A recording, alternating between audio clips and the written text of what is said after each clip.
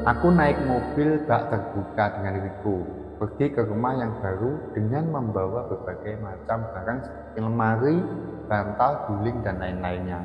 Jadi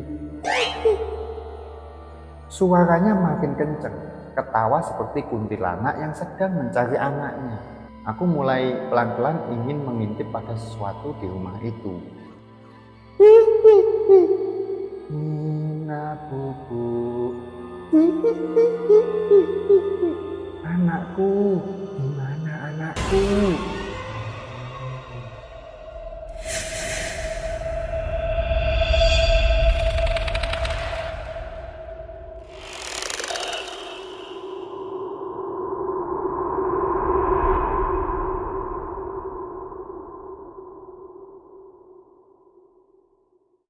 Assalamualaikum warahmatullahi wabarakatuh. Terima kasih yang sudah klik video ini. Ketemu lagi di channel Kembang Wingit. Bersama saya Hendra di sesi Saib, Saksi Gaib. Mau percaya tapi tidak ada, mau nggak percaya tapi mereka itu ada. Cerita kali ini adalah pengalaman horor nyata yang saya ambil dari website Thread Reader app dengan akun @biansabil. Tentang teror akibat melanggar pantangan di bulan Suro. Bagaimana kelanjutannya? Tonton video ini sampai habis ya. Oke, tanpa banyak cincong, langsung ambil cemilan, pasang headset kalian, kencangkan volumenya, kepalkan badan, pejamkan mata, dan kita mulai.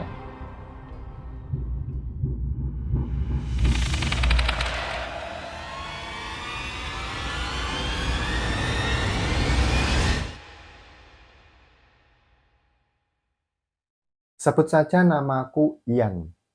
Inilah kisahku.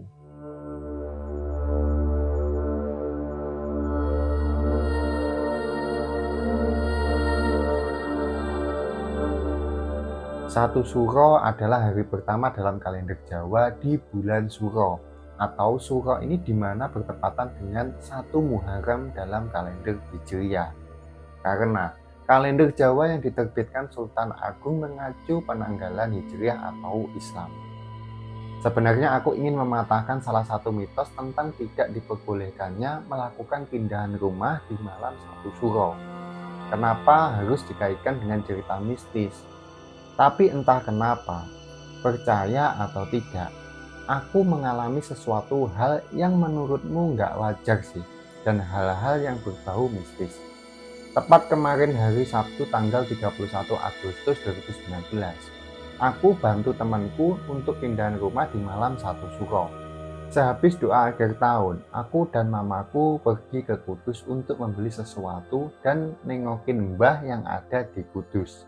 Aku memang terus-terusan mikir seperti ini setiap perjalananku di waktu Suro. Ini tahun baru Islam, kenapa harus dikaitkan dengan mistis ya?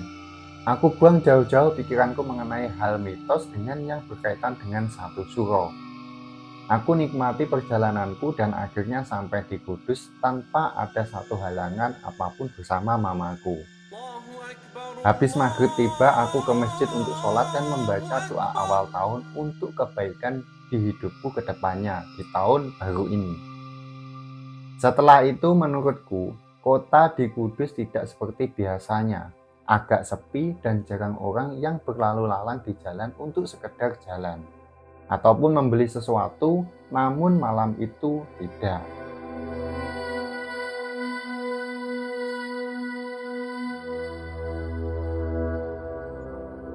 Aku mulai merinding tentang hal-hal yang berbau 1 Suro, yang katanya kalau kita jalan keluar nanti pasti baliknya ada yang nempel, ada yang nampakin, pembawa sial, dan lain-lain lah. Aku mulai berpikir, tak apa dengan malam 1 Suro. Mau percaya atau nggak percaya pun kayaknya belum ada yang ganggu saya ini. Dalam hatinya si Ian ya. Sesampai di rumah mbah, mama tiba-tiba memberitahuku ada Riko, samaran ya, sepupuku. Mamaku ini meminta bantuanku untuk menolong si Riko, sepupuku. Aku mah oke-oke aja, asalkan mama juga tetap nungguin kan ya. Ya udah, aku terima tuh nolongin si Riko, tapi batang hidungnya Riko belum nongol. Terpaksa aku nungguin sambil main HP sama makan ketan 1 Suro yang dibikin oleh mbahku. Singkat cerita akhirnya Riko datang. Woi, Yan. Assalamualaikum. Aku mau to the point aja nih. Bisa minta tolong bantuin aku nggak malam ini? Soalnya aku juga kerepotan bawa barang-barang sendirian. Waalaikumsalam warahmatullahi wabarakatuh. Cok. Mbok ya duduk dulu, minum ki. Ini kopi dari mama. Bro, bantuin aku bentar malam ini ya. Ada klien yang ingin beli rumah yang aku ditugaskan untuk bantu-bantu dia. Ya udah toh, ambil aja, tapo bikin pusing. Tapi apa cok? Kamu tahu malam ini satu suro, dan dengan adanya mitos yang beredar, kita itu nggak boleh pindahan rumah kalau malam-malam. Karena kalau beneran kita lakuin, maka kita akan ditampakin dengan makhluk seram dan berkeliaran. Aku takut Yan, temenin aku dulu aja, bantuin dikit. Aku diem aja waktu itu. Aku lihat mama udah rebahan dan mau tidur, sedangkan aku masih ngobrol-ngobrol dengan Riko untuk bincangin malam ini. Aku berpikir bahwa ada sesuatu yang ingin datang dan kenalan dengan kita. Aku dan Riko maksudnya. Cuman belum nampak aja ini masalahnya. Satu surah itu identik dengan kajian dan doa, bukan hal apa-apa. Ya udah, aku ikut dengan alasan membantu teman sejati. Oke, berangkat jam berapa? Sekarang aja udah. Ya, mending sekarang aja. Kamu mau pulang kan sama mama ke Jepara? Sekarang aja yuk. Ya cepet anterin aku ke rumah yang mau pindah. Aku di motor kepikiran mitos itu terus. Nggak boleh pindahan rumah dan bla bla bla juga di hari satu suro. Tapi akhirnya aku tiba di depan rumah yang ingin pindahan. Mereka meminta malam ini dipindahkan barang-barangnya yang banyak. Tapi akhirnya kita mengiyakan aja ajakan pindah rumah itu. Akhirnya paranormal experience saya baru dimulai.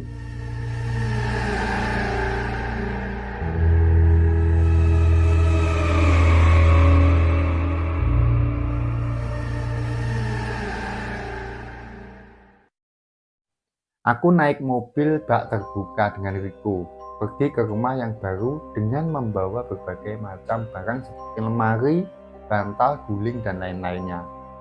Akhirnya kita turunin semua di depan rumah mereka yang baru jadi, dan langsung menyiapin kardus-kardus untuk barang yang nggak kepake.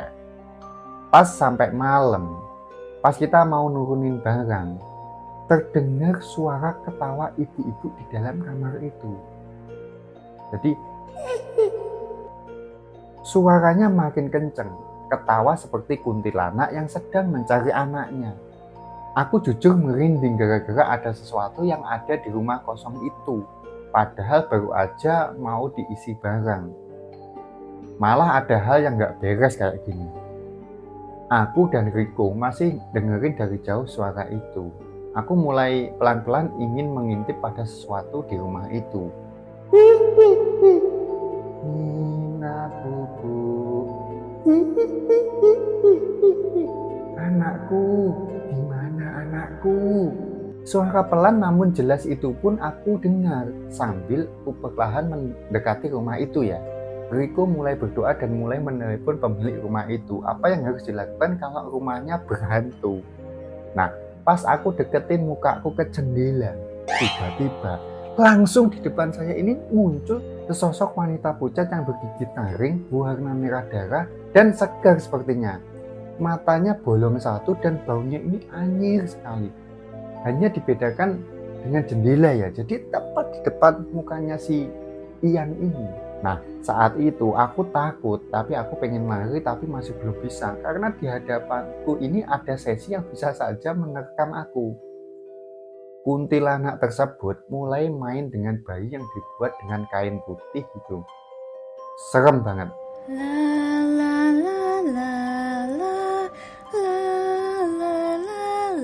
Pas aku sedang nggak bisa gerak, Riko ini ngaji dan doa. Mobil tiba-tiba nyala dengan sendirinya. Ada sesuatu yang menyalakannya dan dicek langsung oleh Riko secara keseluruhan. Tidak ada siapapun. Pintu tiba-tiba kebuka dengan sendirinya, seakan mempersilahkan masuk untuk aku dan juga Riko. Ternyata salah. Ada sosok, badannya ini gede, berbulu, dan hitam. Hitamnya ini hitam pekat ya. Nah, aku ini masih nggak bisa bergerak. Riko tidak hentinya membaca doa dan nggak bisa berkutat apa-apa dia. Dia hampiri aku. Nah, makhluk hitam besar itu menghampiri aku. Gendero itu malah berniat untuk mengusili aku lagi. Riko baru sadar kalau aku sedang diganggu dengan dua makhluk itu. Riko ingin menghampiriku tapi namun apa daya, Riko ini nggak bisa juga berbuat apa-apa karena belum menghampiri. Riko ini sudah ketakutan. Riko hanya bisa mematung. Di rumah ini serem banget pokoknya, rumah lama itu. Padahal waktu masih jam segitu, tapi tetap aja ada yang ganggu. Suasana makin mencekam. Riko masih berkutik dengan mobilnya dan aku masih belum bisa bergerak dan nggak bisa apa-apa. Jadi kayak nge-freeze itu. Aku bingung waktu itu kosong dan minta tolong ke siapa. Aku tiba-tiba menangis dan minta tolong kepada Allah karena harus dihindarkan dari mata bahaya buruk ini. Ya Allah, di bulan mulia ini, muliakanlah bulanmu, bukan bulan yang diawali dengan hal-hal yang penuh dengan makhluk gaib ini. Cucunya Husain, cucunya nabimu, Husain pernah terbunuh di bulan ini, ya Allah. Maka ampunilah aku dan dosaku, lindungilah aku dengan hal-hal buruk, amin. Si Ian ini berdoa ya, pokoknya berdoa apa aja lah, yang penting dia ini bisa selamat kali itu. Pas didoain gitu, alhamdulillah. Setan yang bermunculan tadi udah hilang kemana nggak tahu. Riko pun begitu, sudah tidak diganggu lagi mobilnya. Aku dan Riko langsung cus pergi dan meninggalkan lemari dan kursi di rumah itu. Jadi ditinggalkan di depan rumah saja, lalu pergi.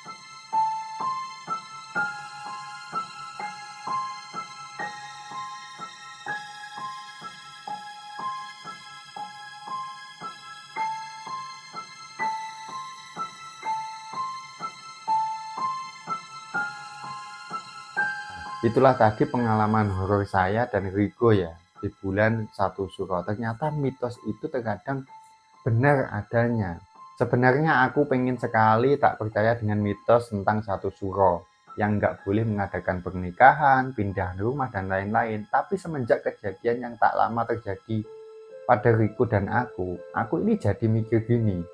Sebenarnya rasa takut sok tinggi dan sugesti dan menimbulkan sesuatu yang bisa manggil makhluk gaib itu bisa dipengaruhi di sekelilingmu.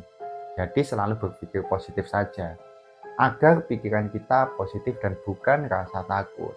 Kalau takut, pasti kamu akan terpengaruh dengan sekelilingmu, jadi parno, takut ada hantu, dan lain-lain. Ya udahlah, kalau kamu terusan mikir kayak gitu, justru pikiran negatif itu bisa memanggil sesuatu makhluk gaib. Dan jin bisa merasukimu kalau kamu pikirannya kosong. Aku sih sebelumnya emang nantang, pengen aja matahin mitos itu. Karena mungkin aku punya rasa sok tinggi dengan makhluk lain. Jadinya aku dikasih peringatan sama hal-hal yang seperti ini, tampakin. Sebenarnya rasa takut, sok tinggi dan sugesti dan menimbulkan sesuatu yang bisa manggil makhluk gaib itu bisa dipengaruhi di sekelilingmu. Jadi selalu berpikir positif aja agar pikiran kita positif dan bukan rasa takut. Kalau takut, pasti kamu akan terpengaruh dengan hal-hal itu. Oke guys, itulah tadi cerita horor Ian yang melanggar pantangan di bulan Suro. Bagi kalian yang ingin mengirimkan cerita pengalaman horor, silahkan kirim cerita kalian ke email di bawah ini. Nanti saya akan bawakan di sesi cerita kalian. Cukup sekian video kali ini, saya Hendra undur diri, ketemu lagi di video selanjutnya, dan bye.